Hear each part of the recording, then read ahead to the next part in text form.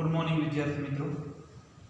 Chemistry अंदर आज આપણે રેડોક્સ પ્રક્રિયાનું સંતુલન વિદ્યાર્થી મિત્રો આપણા અભ્યાસક્રમની અંદર રેડોક્સ પ્રક્રિયાનું સંતુલન બે અલગ અલગ પદ્ધતિ દ્વારા કરવામાં આવે છે। એમાંની પહેલી પદ્ધતિ એટલે ઓક્સિડેશન આંક પદ્ધતિ અને બીજી પદ્ધતિ એટલે અર્ધ પ્રક્રિયા પદ્ધતિ। એમાંની આપણે ઓક્સિડેશન આંક પદ્ધતિ દ્વારા રેડોક્સ પ્રક્રિયાનું સંતુલન સમજીશું। કોઈ પણ પદ્ધતિ દ્વારા પ્રક્રિયાને સંતુલિત કરી શકાય, પરંતુ રેડોક્સ પ્રક્રિયા માટે આપણે માત્ર એક જ પ્રકારની પદ્ધતિ એટલે કે ઓક્સિડેશન આંક પદ્ધતિ દ્વારા રેડોક્સ પ્રક્રિયાનું સંતુલન સમજીશું। પહેલી પદ્ધતિ ઓક્સિડેશન આંક પદ્ધતિ।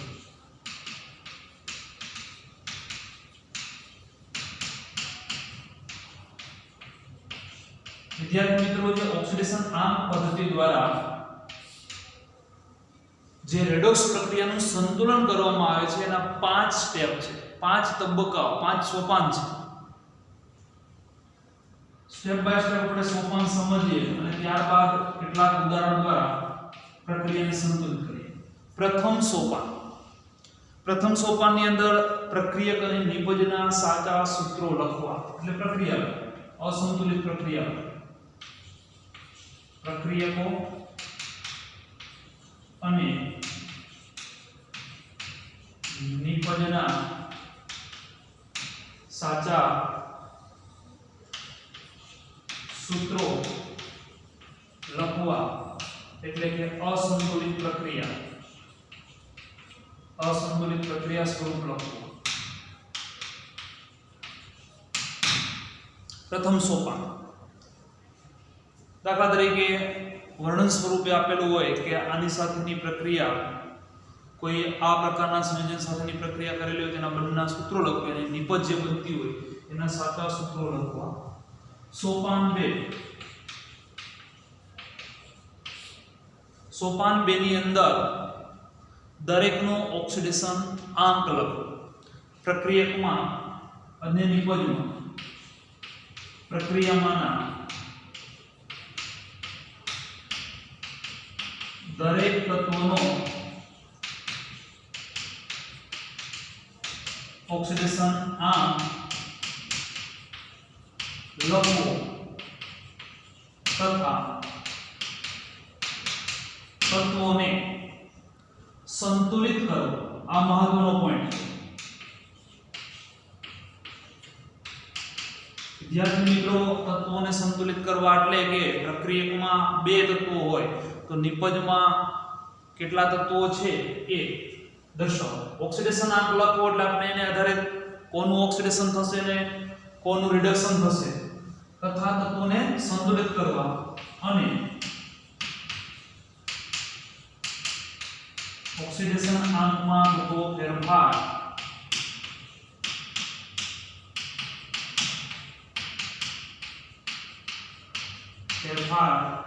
नोंधो। विद्यार्थी मित्रों एना पछीનું ત્રીજું સોપાન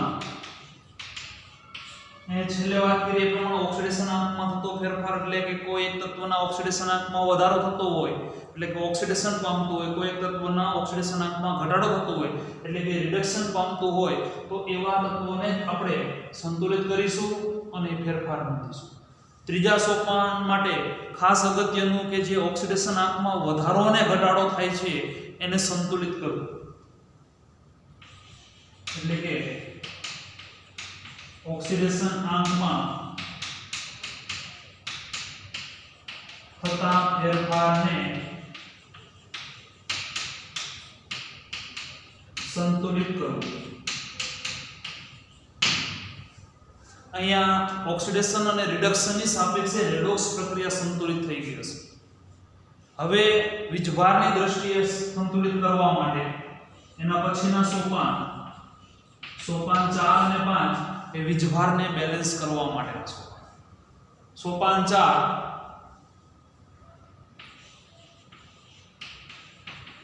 વીજભાર આધારિત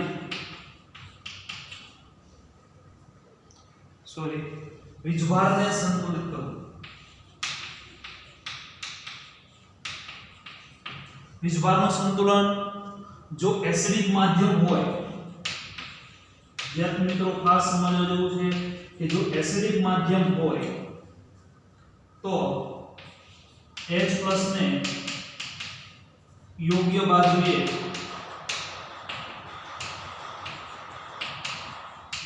મૂકી સંતુલિત કરવું, પરંતુ જો બેઝિક માધ્યમ હોય, એટલે જો બેઝિક માધ્યમ હોય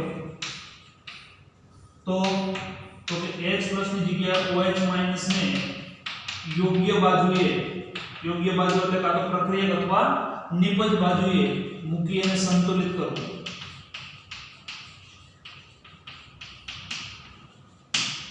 અને છેલ્લે સોપાન 5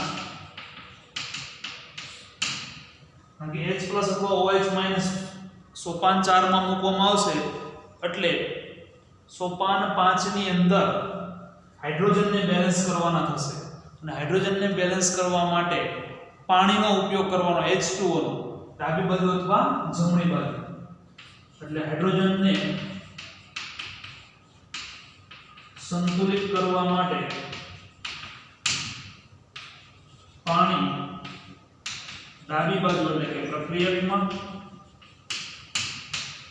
અથવા જમણી બાજુ એટલે કે નિપજમાં સંતુલિત કરવું. પાણી એટલે કે H2O ડાબી બાજુ અથવા જમણી બાજુ લખવું. આ રીતેના 5 સોપાનો છે. 5 સોપાનને આપણે ટૂંકમાં યાદ રાખીએ અને ત્યાર પછી આપણે ઉદાહરણ દ્વારા સમજીશું એટલે વધારે ખ્યાલ આવશે. 5 સોપાન લખી અને જ્યારે આના પછીમાં આપણે જ્યારે ઉદાહરણ દ્વારા એને સમજીશું ત્યારે આપણે 5 સોપાનને ટૂંકમાં યાદ રાખવા માટે પહેલું સોપાન પ્રક્રિયકોને નિપજ લખીએ એટલે કે પ્રક્રિયા લખીએ. પ્રક્રિયા આપેલી હોય તો પહેલા સોપાનમાં ડાયરેક્ટલી પ્રક્રિયા જ લખી શકાય.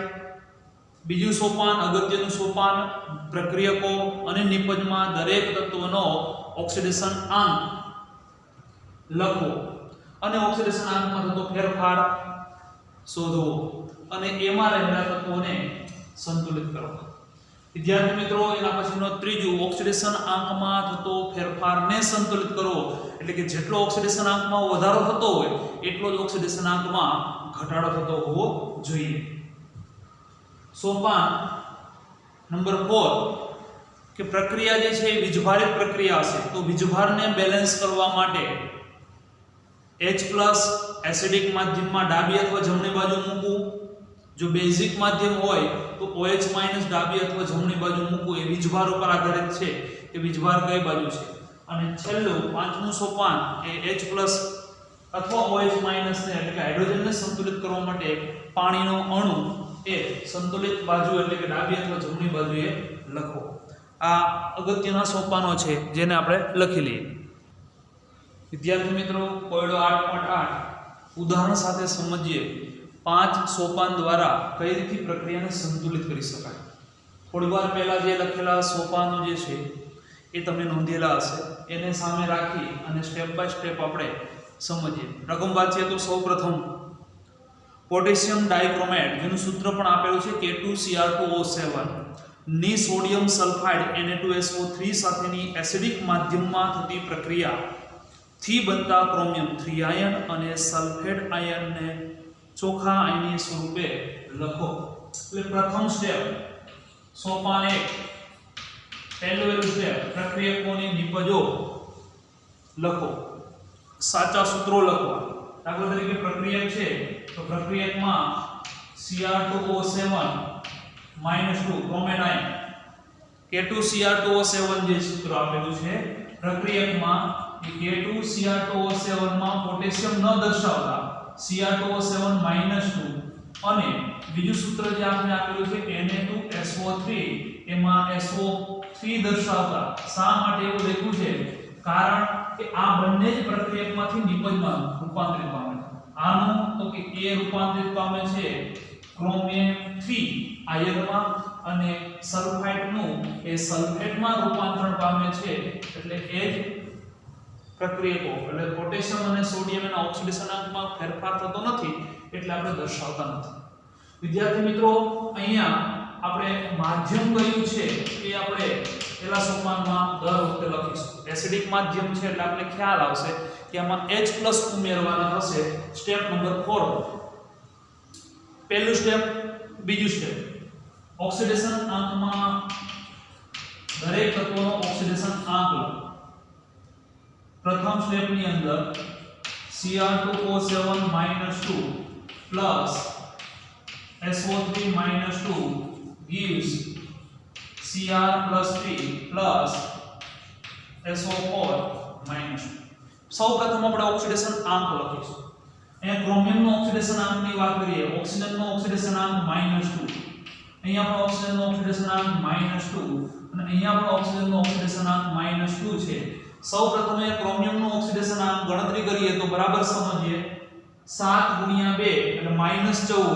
-14 બરાબર ની આ બાજુ આવશે એટલે +14 ઉપર -2 છે. ન ખ્યાલ આવે તો સાદું કેલ્ક્યુલેશન આપણે આપીએ. Cr2O7 -2. ક્રોમિયમનો ઓક્સિડેશન આંક ગણવો છે વિદ્યાર્થી મિત્રો, એટલે 2x + 7 × -2 = બીજ બાર -2 છે એટલે આ થશે 2x - 14 -2 એટલે આ થશે +12 એને ભાગ્યા 2 એટલે +6. ક્રોમિયમનો ઓક્સિડેશન આંક વિદ્યાર્થી મિત્રો અહીંયા +6. સલ્ફરનો ઓક્સિડેશન આંક ગણતરી કરીએ તો 3 × 6 આ બાજુ આવે એટલે થશે +4. સલ્ફરનો ઓક્સિડેશન આંક +4 થશે. અહીંયા ક્રોમિયમનો ઓક્સિડેશન આંક +3 આપેલો છે. 4 × 2 = 8, 8 માંથી 2 જાય એટલે અહીંયા સલ્ફરનો ઓક્સિડેશન આંક જે વિદ્યાર્થી મિત્રો છે +6. ઓક્સિડેશન આંકમાં જેનો ફેરફાર થાય એ તત્વો બેલેન્સ હોવા જરૂરી છે. ખાસ સમજવા જેવો પોઈન્ટ, બીજા નંબરના પોઈન્ટની અંદર જો રહી જશે તો એ પ્રક્રિયા બેલેન્સ સંતુલિત ખોટી થશે. એટલે સલ્ફર એક જ છે, સલ્ફરના ઓક્સિડેશન આંકમાં ફેરફાર જોવા મળે છે અને ક્રોમિયમના ઓક્સિડેશન આંકમાં ફેરફાર જોવા મળે છે. તો સલ્ફર અહીંયા એક જ છે ને અહીંયા પણ એક જ છે. પરંતુ વિદ્યાર્થી મિત્રો ક્રોમિયમ અહીંયા 2 છે, ત્યારે ક્રોમિયમ અહીંયા કેટલા છે? એક જ. એટલે આપણે એને કેટલા વડે ગુણવા પડશે? 2. બીજું સ્ટેપ કમ્પ્લીટ થયું છે. ત્રીજા સ્ટેપની અંદર ઓક્સિડેશન આંકનો ફેરફાર મેળવો. સ્ટેપ નંબર 3, ઓક્સિડેશન આંકમાં ફેરફાર થતો એ નોંધવો. અહીંયા જ આપણે ઓક્સિડેશન આંકમાં જે ફેરફાર થાય છે એ સમજી લઈએ અને પછી ત્યારબાદ એને સંતુલિત કરવાનો પ્રયત્ન કરીએ. વિદ્યાર્થી મિત્રો અહીંયા એક ક્રોમિયમનો ઓક્સિડેશન આંક તો 6 છે અને બે ક્રોમિયમનો ઓક્સિડેશન આંક એ +12 થશે. એક ક્રોમિયમનો ઓક્સિડેશન આંક +3 એટલે બે ક્રોમિયમનો ઓક્સિડેશન આંક એ +6 થશે. સલ્ફરનો ઓક્સિડેશન આંક +4 છે અને એમાંથી સલ્ફરનો ઓક્સિડેશન આંક +6 થાય છે. ખાસ સમજવા જેવું એ છે કે અહીંયા 12 માંથી 6 એટલે 6 નો ઘટાડો, અહીંયાનું રિડક્શન થાય છે. 4 માંથી 6 એટલે 2 નો વધારો. વધારો અને ઘટાડો સમાન કરવા માટે સ્ટેપ નંબર 3 ની અંદર ખાસ સમજવા જેવું છે કે વધારો અને ઘટાડો સમાન કરવા માટે બંનેને કંઈક ગુણવા પડશે.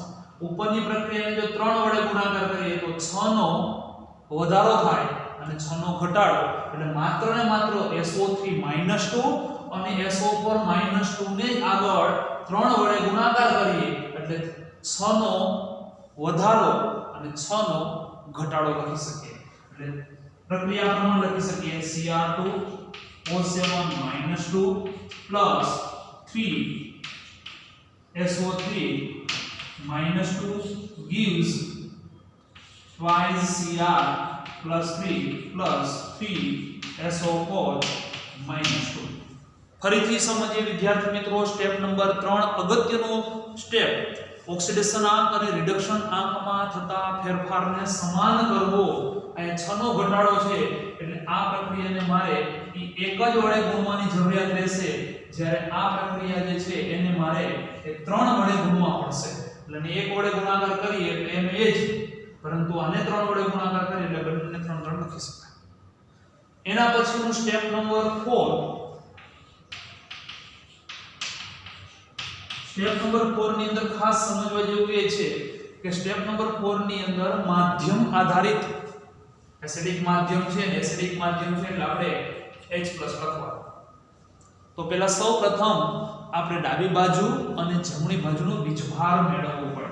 ડાબી બાજુનો વીજભાર મેળવીએ તો ડાબી બાજુનો વીજભાર ઇઝ ઇક્વલ ટુ કેટલો હતો કે -2 plus 3 into -2 is equal to 6 -6 અને -2 એટલે આ બાજુનો વીજભાર થશે -8.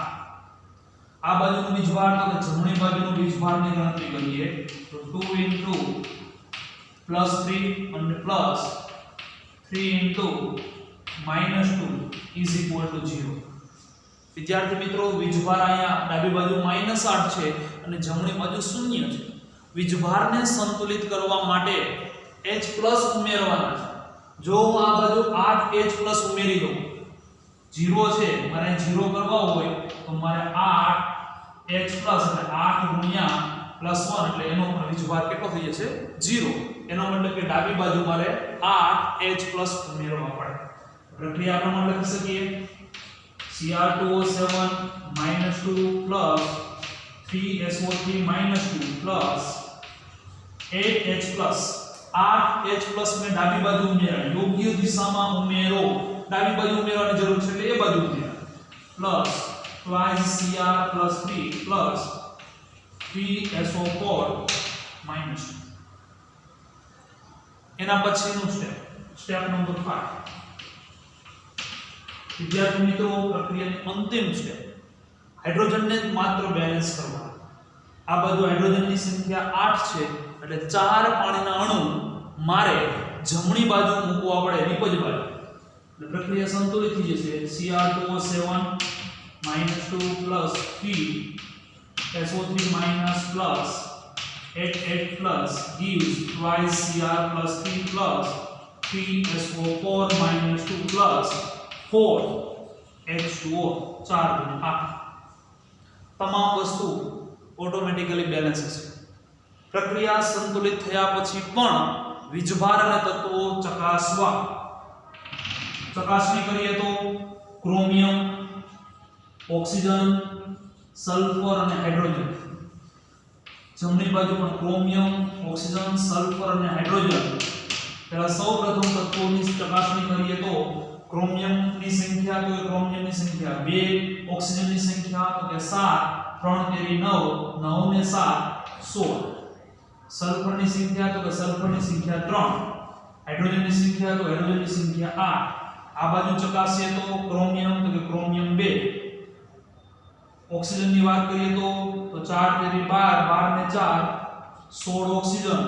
સલ્ફરની વાત કરીએ તો 3 સલ્ફર અને 4 ગુણ્યા 8 હાઇડ્રોજન.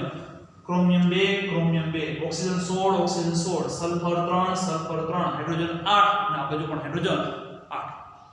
વાત કરીએ વીજભારની. વિદ્યાર્થી મિત્રો વીજભાર પણ સંતુલિત હોવો જરૂરી છે. તો વીજભારની વાત કરીએ તો આ બાજુ -2 3 into -2 plus 8 into +1 is equal to -2 -6 એટલે -8 plus 8 એટલે 0.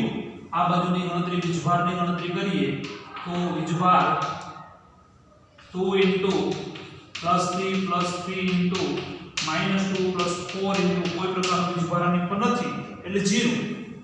6 માંથી 6 જાય એટલે 0. આ બાજુ પણ વીજભાર 0 અને આ બાજુ પણ વીજભાર 0. આ રીતની પ્રક્રિયા આપેલ પ્રક્રિયા સંતુલિત છે એ સ્પષ્ટીકરણ કરી શકીએ. લખી લઈએ. ત્યારબાદ વિદ્યાર્થી મિત્રો અન્ય એક ઉદાહરણ સેમ એના જેવું જ ઉદાહરણ કોયડો 8.9 સમજીએ. પરમેંગનેટ આયન બ્રોમાઇડ આયન સાથે બેઝિક માધ્યમમાં પરમેંગનેટ આયન એટલે કે MnO4 -1 બ્રોમાઇડ આયન એટલે -1. આ બંને વચ્ચેની પ્રક્રિયા આપણે સ્ટેપ નંબર 1 જ લખીએ. પ્રક્રિયા સાથે પરમેંગનેટ એટલે કે MnO4 -1 plus Br -1 gives basic માધ્યમમાં મેંગેનીઝ ડાયોક્સાઇડ અને બ્રોમેટ આયન બનાવે છે. મેંગેનીઝ ડાયોક્સાઇડ કે જેનું સૂત્ર લખી શકીએ MnO2 plus બ્રોમેટ એટલે કે BrO3 -1. માધ્યમ કયું છે તો માધ્યમ છે વિદ્યાર્થી મિત્રો બેઝિક માધ્યમ એટલે કે OH ઉમેરવા પડશે. પ્રક્રિયક અથવા નિપજ વાયુ. તો સંતુલિત પ્રક્રિયા સમીકરણ લખો. પ્રથમ સ્ટેપ ક્લિયર થઈ ગયું, પ્રક્રિયકોને નિપજો લખ્યા. બીજા સ્ટેપની અંદર ઓક્સિડેશન આંક લખો. સ્ટેપ નંબર 2 ઓક્સિડેશન આંક MnO4 plus Br-1 gives MnO2 plus BrO3-1. સૌપ્રથમ MnO4 -1 નો ઓક્સિડેશન આંકમાં Mn નો ઓક્સિડેશન આંકની ગણતરી કરીએ તો અહીંયા બાજુમાં આપણે MnO4 ની ગણતરી કરીએ.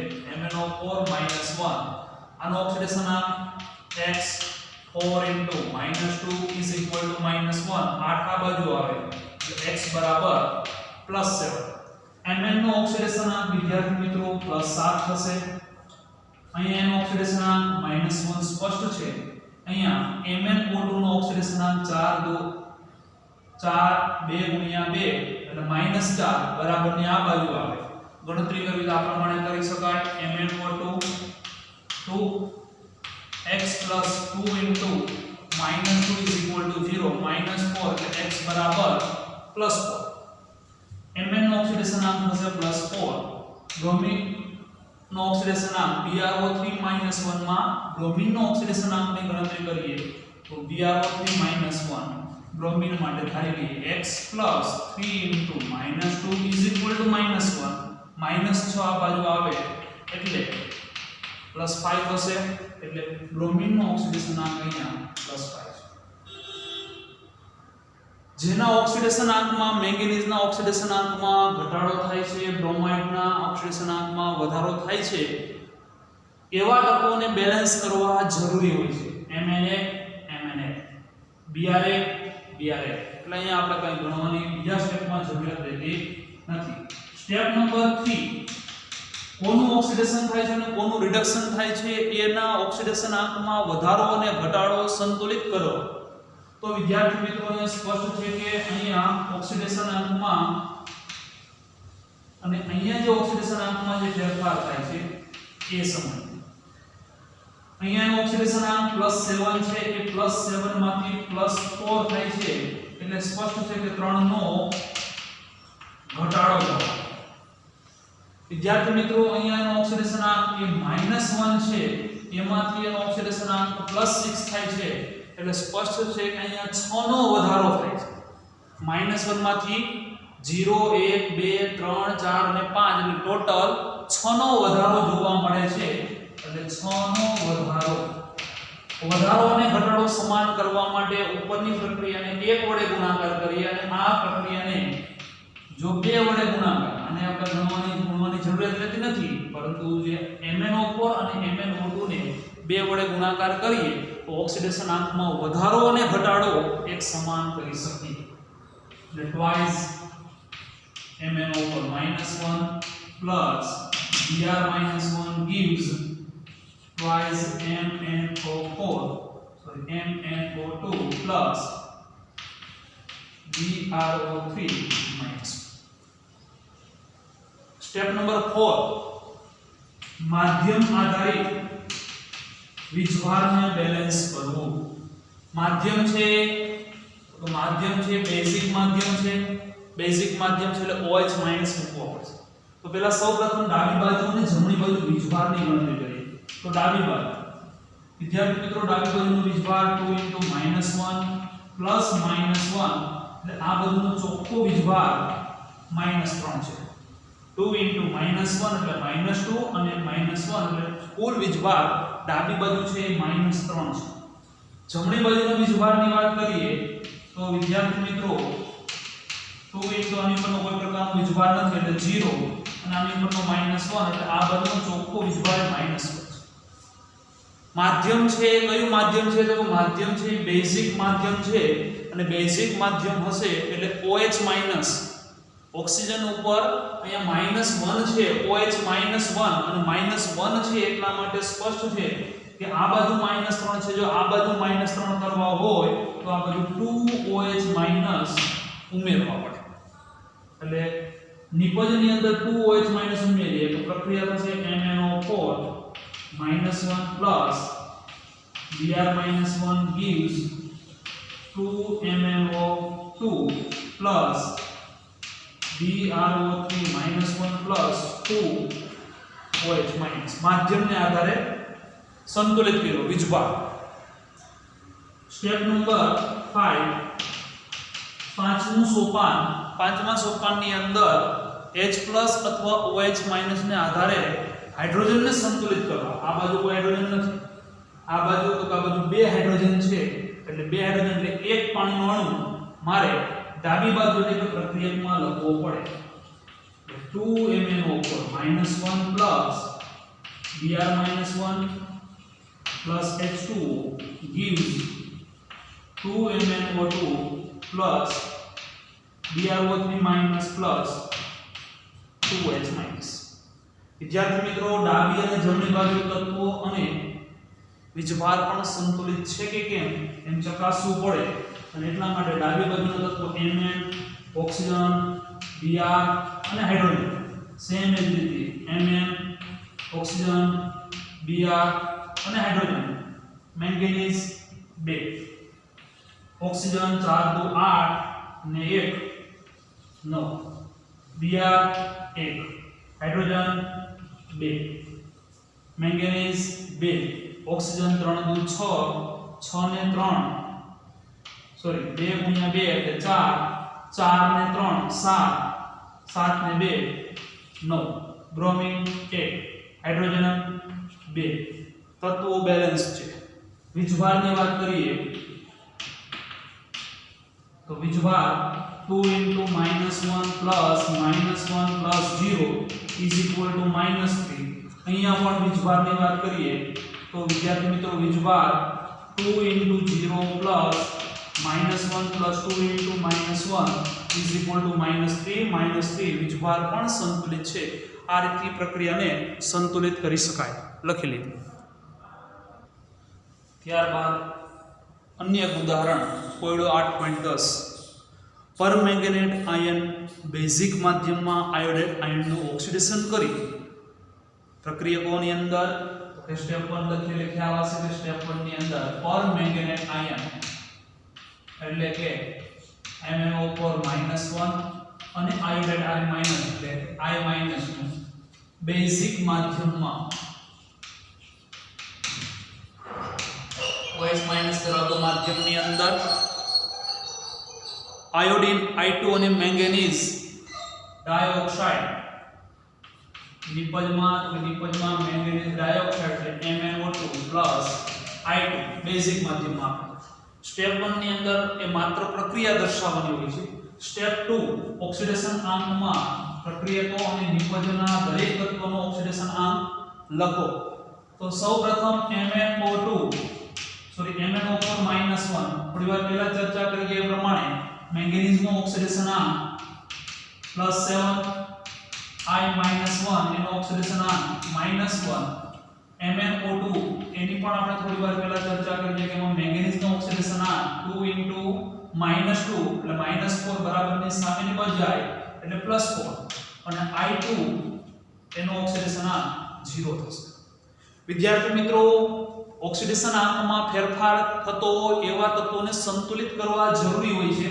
મેંગેનીઝ 1 મેંગેનીઝ 1, આયોડિન 1 આયોડિન 2 છે અને એટલા માટે અહીં એને 2 વડે ગુણવાનું થશે. ત્યારબાદ step number 3 okay step number 3 ની અંદર ઓક્સિડેશન આંકમાં વધારો અને ઘટાડો સંતુલિત કરવો. તો સૌપ્રથમ ઓક્સિડેશન આંકમાં વધારો અને ઘટાડો ક્યાં થાય છે એ સમજીએ. તો +7 ઓક્સિડેશન આંક +7 એમાંથી ઓક્સિડેશન આંક +4 થાય છે. આનો મતલબ કે અહીંયા ઓક્સિડેશન આંકમાં 3 નો ઘટાડો.